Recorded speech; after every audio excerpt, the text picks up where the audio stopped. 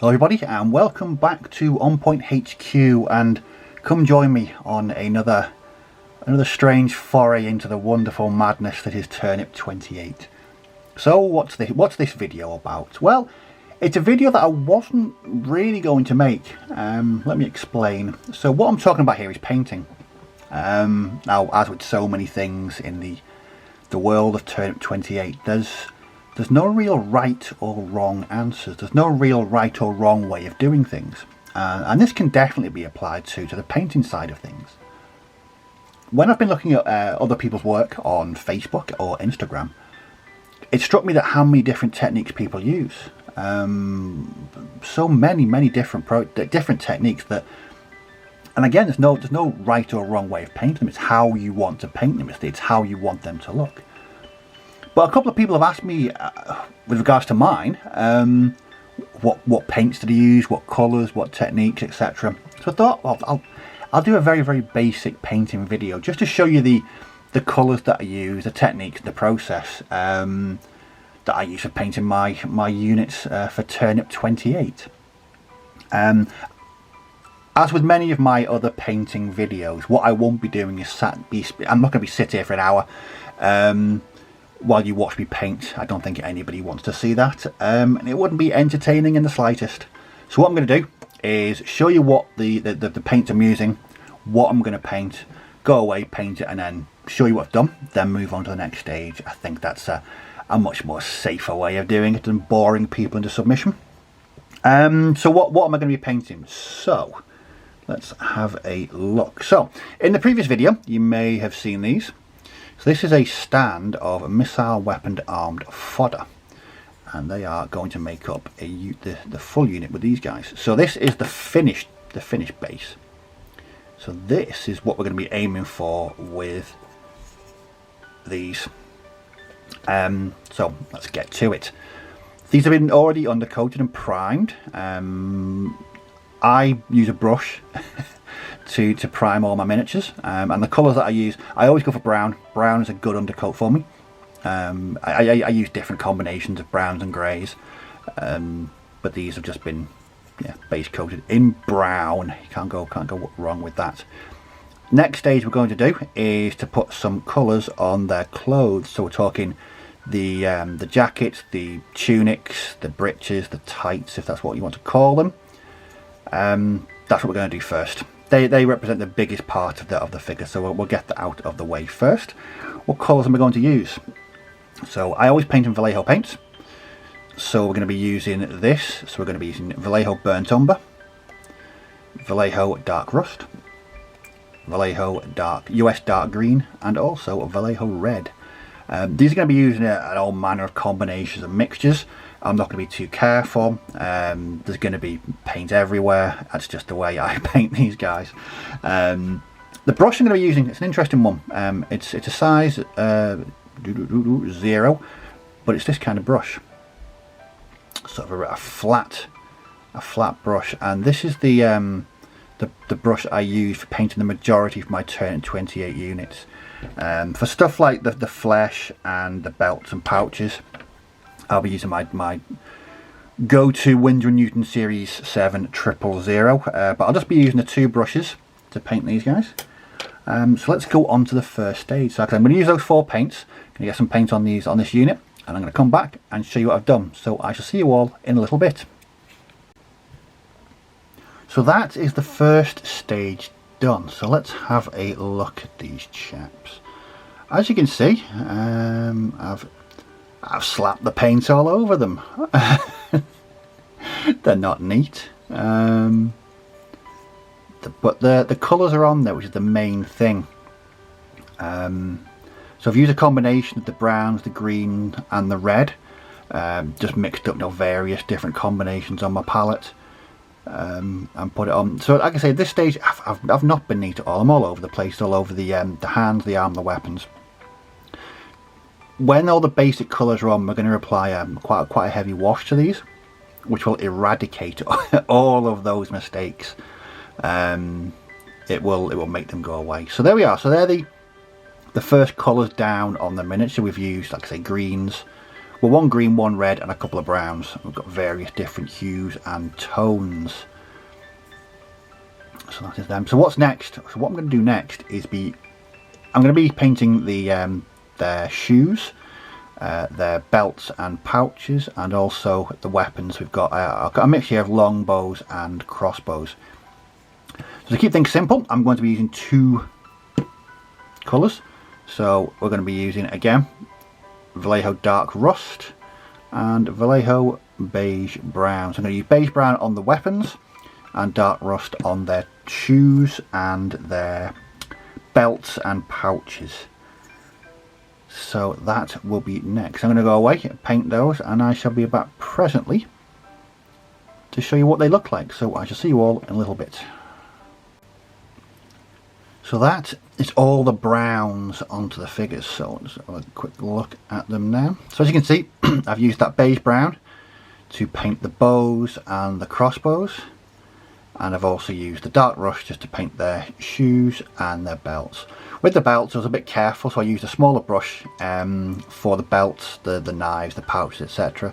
Just to give it a bit more evenness, be a bit more careful when applying those. I think they would stand out a bit more against their clothes than the sort of the messy first coat that I first put on these guys. As you'll see as well, what I've done is using a bit of black with a small daub of grey. I've gone in and I've painted the strings on the crossbows there. But that is that stage fully done. So as you can see, they're slowly taking shape. Still a bit rough. They still look pretty awful, to be fair. But that will be rescued with the wash that will be coming on in a couple of stages, which will see all these colours brought together. The wash brings the colours right down and really gives them that grungy, dark, evil, foul Turnip28 vibe. Okay, so what's the next stage? So 2 things will be happening in the next stage. The first will be to add any metallic. So a couple of these guys have got chainmail. I think they're coifs. And one's got chainmail, metal armour on his legs there. I'm also going to use the metals on the end of the crossbow bolts, and also on the very end of the crossbow. So they're not many metallics on these. The way I paint them is a mixture of this. Stop there. So this is Vallejo Game Colour, and it's gunmetal. And what I do is I add a very small drop of Vallejo Bronze to this. Just gives it more of a rusty shine to it. It makes it look old and worn and slightly rusty. It's a good combination for doing those. And up next will be the flesh as well. So on these guys, you've got the heads and the hands, and that guy there on his legs. So the flesh. Now, flesh is a little bit different. We don't want I don't want a really nice, healthy, bright looking flesh. No, we don't want that at all. So what we're going to use is 3 paints. We're going to use, this is the only Citadel paint that I use. It's Cadian Flesh Tone, so it'll be a mixture of that, and to that we'll be adding, now trust me on this, I'm going to add a small drop of dark blue and a very small drop of off-white. Now when they're combined, they make a sort of sickly pallid skin colour, and this reacts with the wash really well. It's a bit of a lottery when you're making these, because you mix them together, and there's no right or wrong way to make the flesh with these guys. So what I'm going to do is go away. I'm going to paint all the metallic parts and all the flesh, and when I come back, that'll be the basic painting done. Then we can move on to the wash. So I shall see you all in a little bit. So that is the next part finished. A bit of a zoom in or a focus on these. So as you can see, still a bit awful looking, I'll be honest. But that's all the basic colours down now. So we've done the metallics where they needed to go. All the flesh has been painted. And what I did at this stage, any really big mistakes I went in and covered. The wash is going to cover most of the areas on here, and there are plenty. I'm not gonna I'm not gonna lie. There's always loads of areas because they're painted quickly. And that's what I like about them. It's a quick, easy way of getting that Turnip28 aesthetic. So that is all the basic colours done. So the next stage is the wash. Now this for me makes the base. This is what turns these awful basic looking colours here into the horrible Turnip28 look that we want. Now we use excuse me, 2 washes. Let me get these.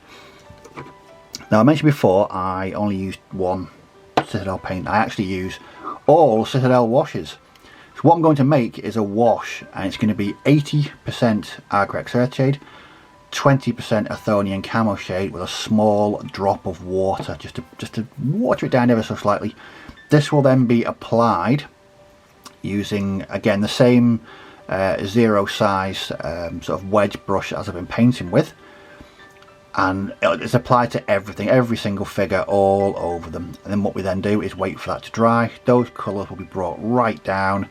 The wash will have settled in all the recesses and the folds in the clothing, and also on the flesh. Once that's dry, I'll come back, and then after that it's just onto highlights and details. So I shall see you all soon. So the wash has dried, and just look at that. Look at the difference a wash can make. So as you can see, that mix of Agrax and Athonium has really affected those colours. It's brought them right down, it's dulled them right down, it's settled into all the recesses of the clothes and the skin, and it's just completely different from the very basic stand of figures we had at the previous stage. Now I'd actually be content to just base that and leave that as it is. That would definitely work for me.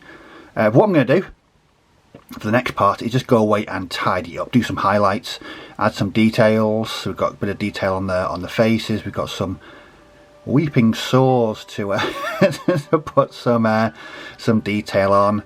Highlights on the clothes, and then we're going to base it as well. So that is going to be the next stage. But look at that. That's the beauty of what a good wash does to a base of figures. It really does transform it. A quick note on the highlights that I use on Turnip28 figures. Just have a look at these ones again. They're not too stark.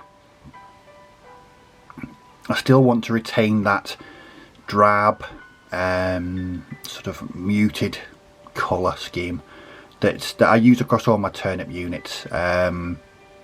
So I tend to keep the highlights very, very basic, very minimum, just on the really upper levels, and that's what we'll be doing on this base here. And soon there will be one fully completed unit. Look at those. Right, so I'm off to complete the final details on these and get it based. So in the next part we'll see it all fully done. So I shall catch you all soon. And so with that, we have finished the stand of Fodder. Let's have a bit of a closer look, shall we? So as you can see, these guys have been tidied up somewhat. I've applied very, very basic highlights to the flesh, the clothing and the weapons. A bit more attention paid to the faces, just give them a bit more character, and some pretty awful looking wounds and sores on them. But this is Turnip28, so why not? So there we go, that's the finished base. As you'll see, I've based it how I normally base my Turnip28 figures, and this is just using mud and water effect by Vallejo. Really, really simple to quick. If you check out my Instagram, there's a pictorial tutorial, that rhymes, on there, on how to do this. So simple, but really, really very effective. I love it how it turns out like this. But there we have the finished base. That's see how it looks with the rest of the unit. So there we go, look at those handsome devils to a man, they really are. There'll be a better picture on the screen now of what it like. I've done a better photograph so you can see exactly what they look like. But I've used the same technique across all this army so far. So here's the other base. This is my unit of brutes. Again, exactly the same technique was used on these as was used on these guys here. And it also applies to my first Turnip28 army, the more black powder Napoleonic based, exactly the same painting technique. So hopefully what this video has shown you is just how I go about painting my Turnip28 figures. Everyone's got their own technique and different processes and colours to use. This is how I paint mine, and it serves me pretty well in getting through the figures quite fast, and it gives them a bit of character as well. What I like about these is they're distinct units, but they've all got a bit of character behind them, and to be fair, it just adds an extra element to your armies, to the game. So there we go. I hope you found that video useful, interesting.